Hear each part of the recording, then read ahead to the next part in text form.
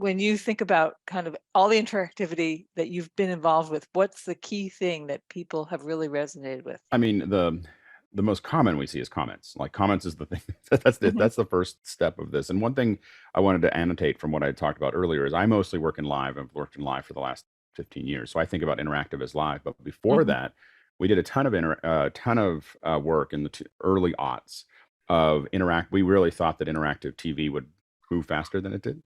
And so a lot of it was building alpha channels, for instance, like mats for everything in the screen. So basically, oh, you see someone using this is a different level of interactivity I just want to bring up is that you would see the pot the person's hanging onto. And if you picked up your controller, you could hit it and it would just show you what everything is and you could order it and then go back to what you were watching without having to have the friction of actually going somewhere.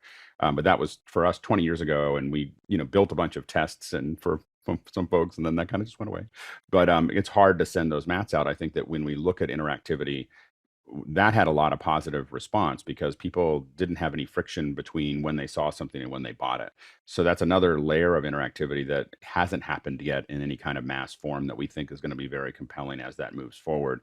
And you really think about how to interact with the audience. So one of the things that you're starting to see, like for instance, in something like cooking, is there are more and more times where they say we're all going to cook together and we're going to send you a list of what you need to buy and you can order that on Amazon for Amazon Fresh.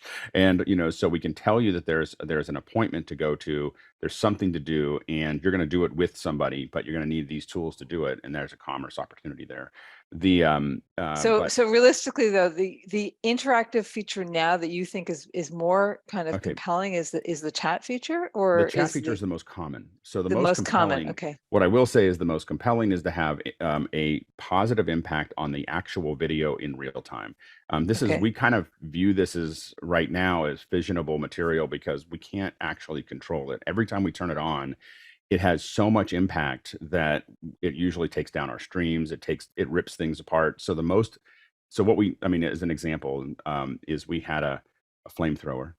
So 40-foot flames, not like a little one like Elon Musk, like a 40-foot flamethrower in a pyro stage, and we had it pointed at something, and if the people in the audience hit fire, the flamethrower, it would basically send in a command to an Arduino, and Arduino would pull a solenoid, the solenoid would pull the trigger, and off this flame would come out.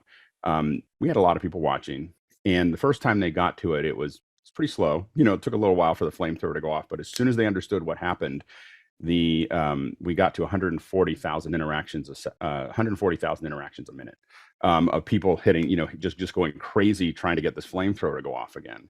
And every time we've done, that's one example of things that we've done in the past, and it took the event out because the database, our management system of the database was fine, but the social media's streaming database couldn't manage that many interactions a minute. And so every time we've done it, we've seen events like that where we turn something on, they can affect the show, and it blows the whole show into another level. So we know that that's a very, very powerful way to interact with the audience. Okay, We I just want to don't know I how to want to kind of contain pull it. people in here Yep. and kind of just get the conversation going in terms of the interaction. One of the things that I try to do here, especially because we have a lot of people from different points of view, is so you've got kind of a certain type of interactivity available. Now, Oliver, you've got customers kind of in a bunch of different areas. Is there one form of interactivity that kind of is more compelling or that you see is used more? Yeah, I see the largest growing part is the monetized channels like live auctions and betting, Okay. etc., because you directly monetize the content on the stream.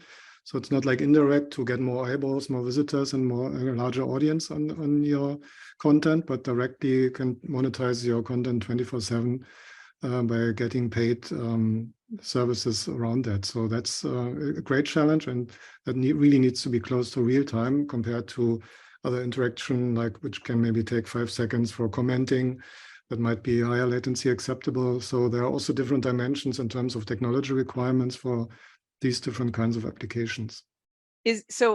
Realistically though, is somebody who's interacting like with a flamethrower or doing chat, is that the same latency? Yeah, probably not. So sending a command might be okay with 5-second latency, or triggering the flamethrower or whatever.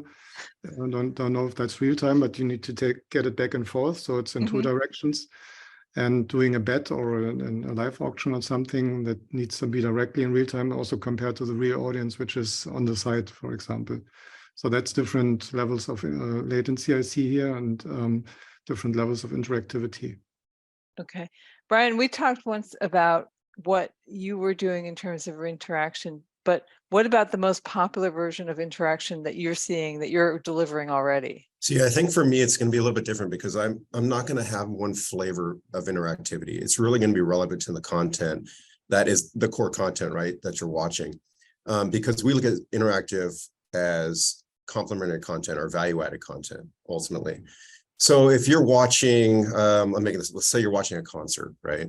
It wouldn't make sense for us to say, hey, here's some dumbbells you can buy. Here's stats on, football players or something like that.